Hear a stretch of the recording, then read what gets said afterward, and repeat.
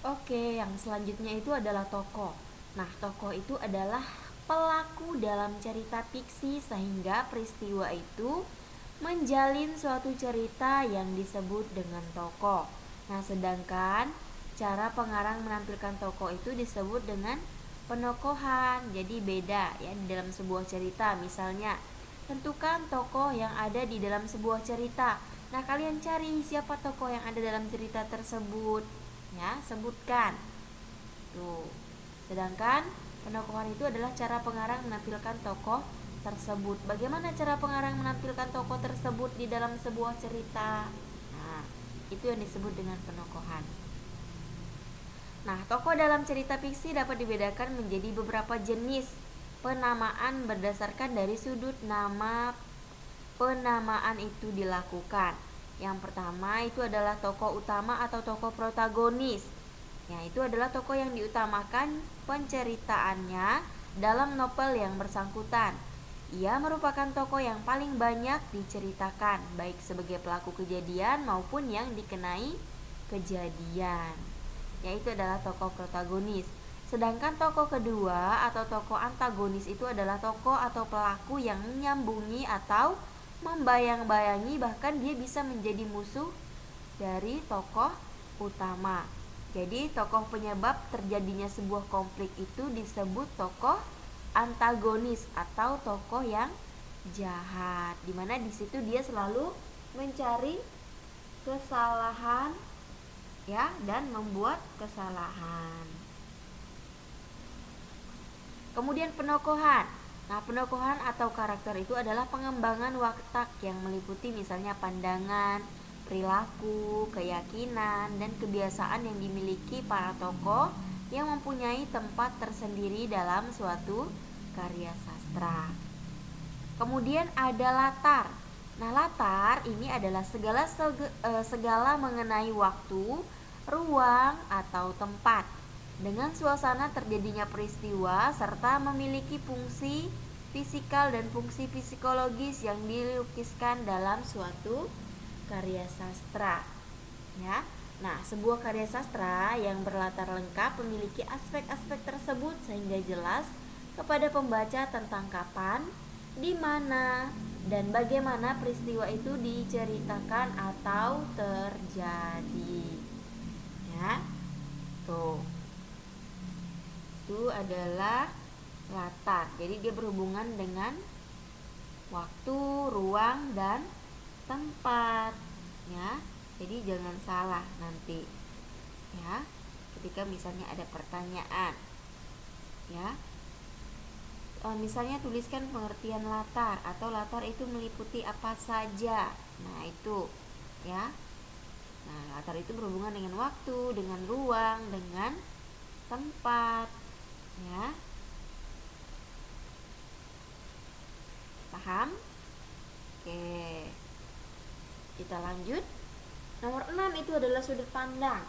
Ya, nah sudut pandang adalah cara menampilkan pelaku dalam cerita termasuk diri pengarang itu sendiri. Sudut pandang cerita menyatakan bagaimana fungsi pengisah atau pengarang dalam sebuah cerita tersebut. Apakah dia mengambil seluruh bagian langsung dalam seluruh peristiwa atau sebagai pengamat terhadap objek dari seluruh tindakan-tindakan dalam cerita itu. Jadi, pengarang dapat bertindak sebagai tokoh utama, yaitu tokoh yang mengisahkan adegan dengan menggunakan kata ganti orang pertama, aku, atau kami. Ya, pengarang dapat juga sebagai pengamat dengan menggunakan kata ganti orang kedua atau orang ketiga. Ya, itu yang dimaksud dengan sudut pandang. Kemudian yang selanjutnya itu adalah amanat atau pesan moral. Nah, amanat itu adalah gagasan yang mendasari karya sastra atau pesan yang ingin disampaikan pengarang kepada pembaca atau pendengar. Nah, amanat berisi suatu ajaran moral atau pesan yang ingin disampaikan pengarang yang diangkat dari sebuah karya sastra yang sudah ia buat tadi. Ya, jadi itu tentang amanat. Oke, kita lanjut. Nah, yang selanjutnya kita masuk ke materi TSBDP, yaitu tari tradisional dan tari kreasi, ya. Nah, di sini kita akan lihat bersama-sama ya seperti apa contoh tari tradisional, kemudian seperti apa contoh tari kreasi. Ya, jadi anak-anak harus simak dengan baik ya.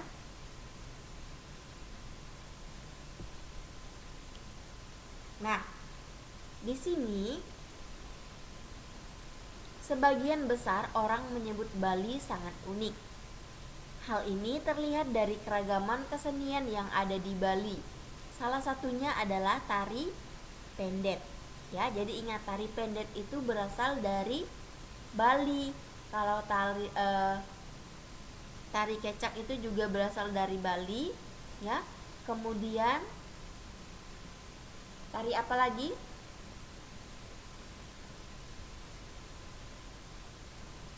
Ada yang tahu tidak?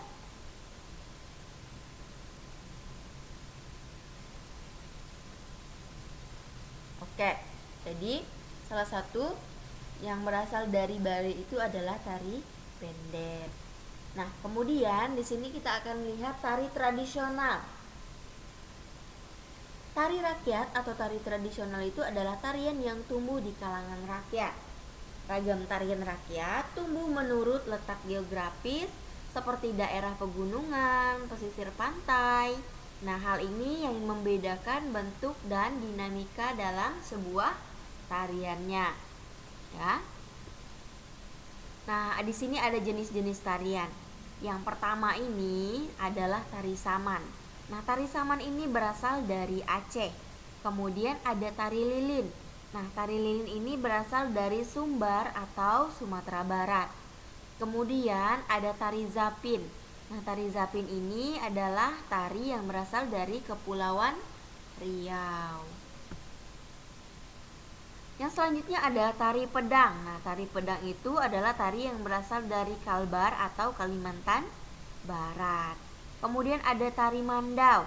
Nah, tari mandau ini berasal dari Kalteng, ya, atau Kalimantan Tengah. Kemudian ada tari burung enggang. Nah, tari burung enggang ini adalah tari yang berasal dari Kaltim atau Kalimantan Timur.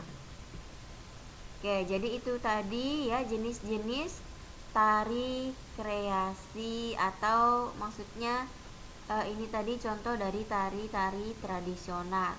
Nah, kemudian selanjutnya ada tari kreasi. Nah, tari kreasi itu adalah tarian yang gerakannya merupakan pengembangan dari tari tradisional. Nah, bentuknya bisa tari tunggal, ya. Tari tunggal itu maksudnya dia menarinya sendiri, ya, tidak berpasangan. Kemudian ada berpasangan atau kelompok, ya. Berpasangan itu bisa 2 orang, ya, atau kelompok itu bisa terdiri dari 3, 4, 5 dan seterusnya.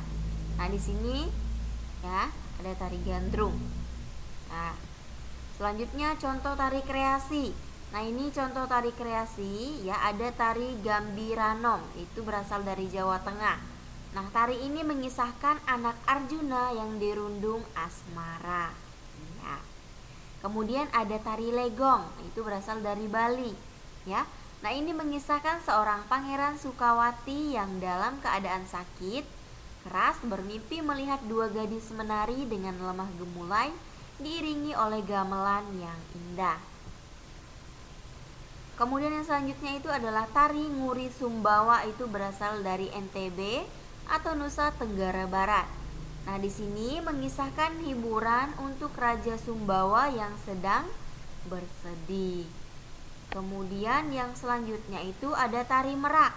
Nah, tari merak ini dia berasal dari Jawa Barat. Nah, tari merak ini menceritakan keindahan burung merak dengan warna-warni indah pada bulunya. Kemudian ada ciri khas tari daerah Bali, ya. Nah, siapa yang tidak tahu kalau tari pendet ini berasal dari Bali, ya. Jadi seperti ini, ya. Nah, di sini ciri gerakan tari Bali ada 2. Yang pertama, gerakan dilakukan secara lincah, energik, dinamis, dan cepat. Yang kedua, tidak hanya kepala, tangan, dan kaki, tetapi juga mata itu ikut digerakkan.